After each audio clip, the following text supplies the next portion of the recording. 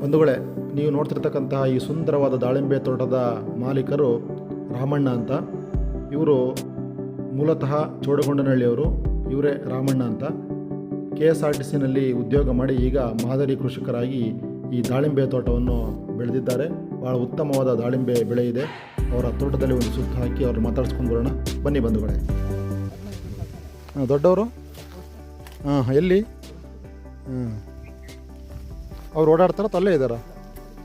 ಧರ್ಮಪುರದಲ್ಲಿ ಮನೆ ಮಾಡಿದಾರಾ? ಹಾಂ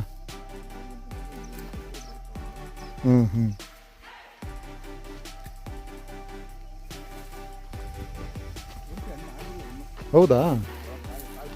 ಹಾಂ ಹಾಂ ಹಾಂ ಹಾಂ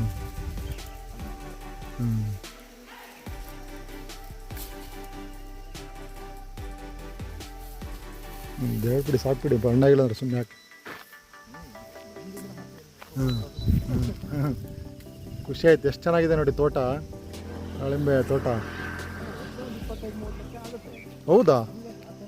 ಹಾಂ ಹಾಂ ಏನೋ ಸ್ವಲ್ಪ ರೋಗ ಅಂತಾರಣ್ಣ, ಹೆಂಗೆ? ಹಾಂ ಹಾಂ ಹಾಂ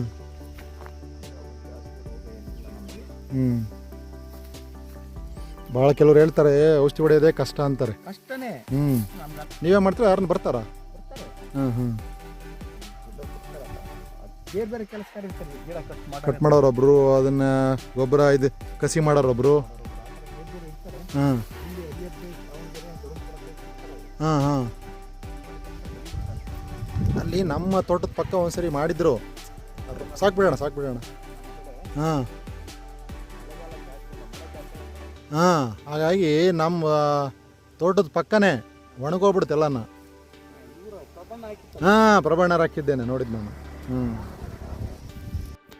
ರಾಮಣ್ಣರವ್ರಿಗೆ ನಾನು ಬರೆದಿರ್ತಕ್ಕಂಥ 4 ಪುಸ್ತಕಗಳನ್ನು ಕೊಟ್ಟು ಓದಲಿಕ್ಕೆ ಹೇಳಿದ್ದೇನೆ. ರಾಮಣ್ಣನವರು ನಮಗೆ ನೀಡಿರತಕ್ಕಂಥ ಆತಿಥ್ಯಕ್ಕೆ ಮತ್ತೊಮ್ಮೆ ಅವರಿಗೆ ಧನ್ಯವಾದಗಳನ್ನು ಅರ್ಪಿಸ್ತಾ ಇದ್ದೇನೆ. ಇನ್ನು ಕೆಲವೇ ದಿನಗಳಲ್ಲಿ ಅವರು ಬರೆದಿರತಕ್ಕಂಥ ಕೃತಿ ಪಾತೆದೇವರು ಅಂತಕ್ಕಂಥ ಪುಸ್ತಕ ಪ್ರಕಟ ಆಗುತ್ತೆ. ಅದಕ್ಕೆ ಅವರಿಗೆ ಶುಭಾಶಯಗಳನ್ನು ಕೋರಿ ನಾವು ಬೀಳ್ಕೊಟ್ಟೆವು. ಧನ್ಯವಾದಗಳು ಸರ್.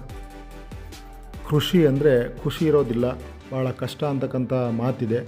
ಆದ್ರೂ ಭಾಳ ಆಸಕ್ತಿಯಿಂದ ಕೃಷಿ ಮಾಡಿದರೆ ಉತ್ತಮ ಬೆಳೆ ಬರುತ್ತೆ, ಉತ್ತಮ ಕೃಷಿಕರಾಗ್ಬೋದು ಅನ್ನೋದಕ್ಕೆ ನಮ್ಮ ರಾಮಣ್ಣನವರು ಸಾಕ್ಷಿಯಾಗಿದ್ದಾರೆ. ಮುಂದಿನ ದಿನಗಳಲ್ಲಿ ಅವ್ರ ಬಗ್ಗೆ ವಿಶೇಷವಾದ ಒಂದು ಇಂಟ್ರೋ ಮಾಡೋಣ.